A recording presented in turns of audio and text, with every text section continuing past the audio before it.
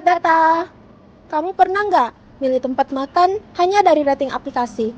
Atau membaca berita seperti 70% orang lebih suka kopi daripada teh? Tanpa sadar, semua itu sebenarnya berkaitan dengan statistik.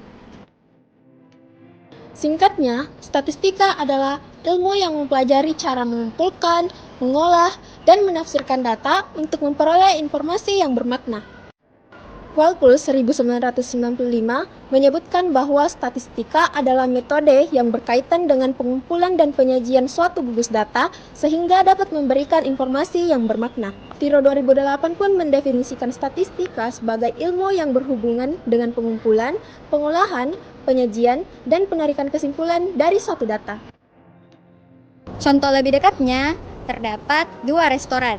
Restoran A memiliki rating 5, tapi hanya diulas oleh 3 orang. Sementara restoran B memiliki rating 4,7, tapi sudah diulas oleh lebih dari 1.000 orang. Mana yang lebih meyakinkan?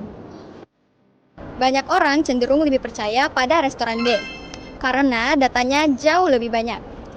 Dalam statistika, jumlah data seperti ini berkaitan dengan konsep sampel, yaitu sebagian data yang digunakan untuk mewakili suatu populasi yang lebih besar.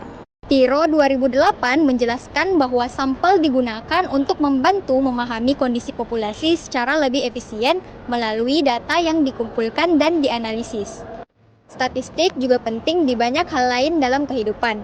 Ia dipakai untuk memprediksi cuaca supaya kamu tahu kapan bawa payung, untuk menilai risiko kesehatan dan membuat kebijakan publik, untuk menentukan harga dan strategi bisnis, bahkan untuk menyajikan rekomendasi film atau musik yang sesuai selera kamu. Intinya, statistik hadir di balik banyak keputusan, besar maupun kecil. Karena itu, memahami statistik juga membantu kita memahami dunia sekitar kita.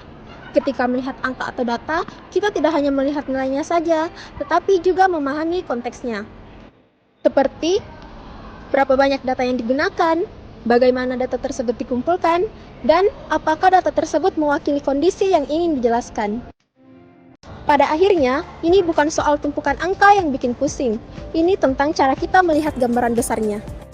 Karena saat kita paham cara membaca pola yang ada, kita tidak hanya memperhatikan apa yang tampak di permukaan, tapi paham cerita sebenarnya di balik setiap keputusan yang kita buat.